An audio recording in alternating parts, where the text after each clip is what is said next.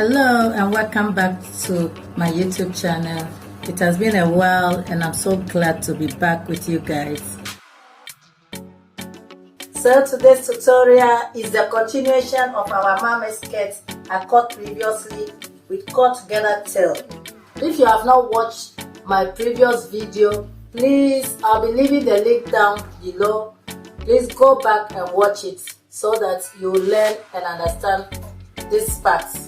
So we are going to use a contrasting fabric to drape on the front piece of the skirt with side ruffles. So if this is your first time coming across this channel, you are welcome. Please hit on the subscribe button and also turn on your bell notification to get the first update when I upload a new video. To my returning subscribers, I'd say a very big thank you to you all for always coming back to watch my video. So if you want to know how to sew a mermaid skirt with a side ruffles, then keep watching this video till the end and learn. Thank you. So let's get started. So as you can see, this is our front piece and our back piece. So I've gone ahead to stitch the lining on the front piece and hold the darts for the front, as you can see. So this is our front piece and the lining is up to the knee line because the fabric is transparent. Hope you can see it on the camera. And this is also our back piece. I've already stitched the lining and the darts, and I did it to the second piece. So the next thing to do is to mark the zipper allowance. To do that, I'm bringing the two pieces of the back together. This is the right side and this is the wrong side. So I'm placing the right side facing right side like this. This is the back piece, the two back pieces. So I folded the two back pieces like this. And I'm going to get the front piece also, and I'm going to fold it in half like so and place it on the back piece to mark the zipper line. So I folded the front on top of the back piece. So the next thing is to get my tape and measure the zipper length. Because I'm joining it to a dress, I'll be using 9 inches for the zipper. You can use 8 inches, 7 inches, depends on your preference. From this end of the zipper line, I'm going to sew it onto the knee line, and from the knee line, I will sew it all the way down to the hemline. So I'll go and do just that and come back for the next step. So I've stitched down the zipper line and I went ahead and ironed it neatly. This is the back and this is the front. You see how beautiful the back looks. So we are going to put the back piece aside and get the front piece, and then we are going to get our contrasting fabric. This is a bridal satin, I may call it, I don't know, that is a shiny satin. So this is the one we are going to drape on the front. So the measurement you need for the drape, for you to measure from the waist of the skirt to where you want the drape to stop. So in this case, I want it to stop at the knee line. So here I have 20 inches. So you are going to times this 20 inches by 2. It depends on how full you want the drape to be. You can even times it by 1.5. So I'm going to multiply it by 2, which is 40 inches. That's for the length of the drape. So I'll put it aside. This is the fabric for the drape. So I cut 42 inches for the hemmings on the down part, that's the bottom of the drape, and then on the waistline, the side that will enter the waistline. So that's the length. So the width is, I made it a bit longer because I want the side drape to be a bit longer.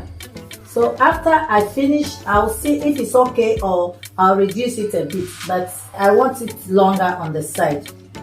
So the width of my drape is 66 inches. You can make it 56 inches, 55 inches, but because I want it longer, I added more inches.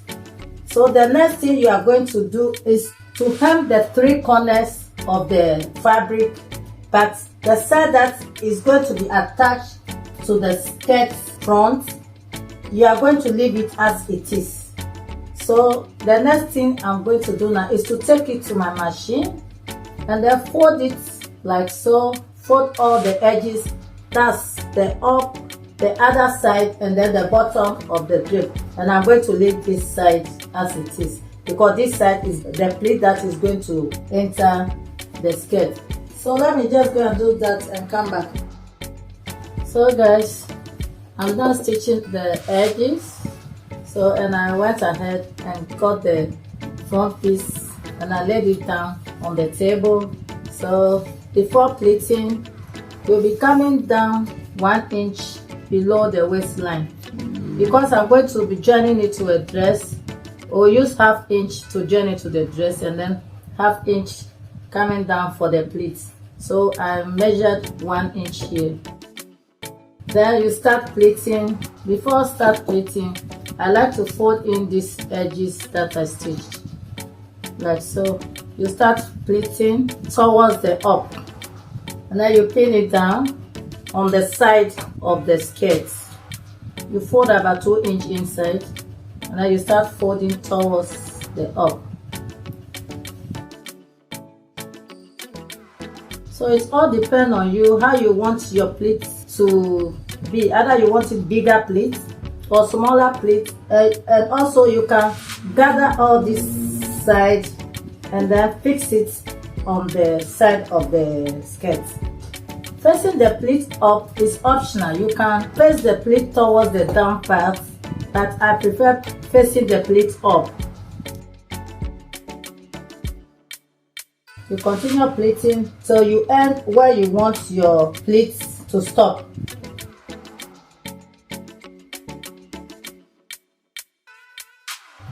So after pleating, this is it. Then you take the pleat towards the side of the skirt like this and pleat it down, and this will give you the drape you wanted. And the leftover here is going to drape on the side. I can see that it's a bit longer, as I said in the beginning.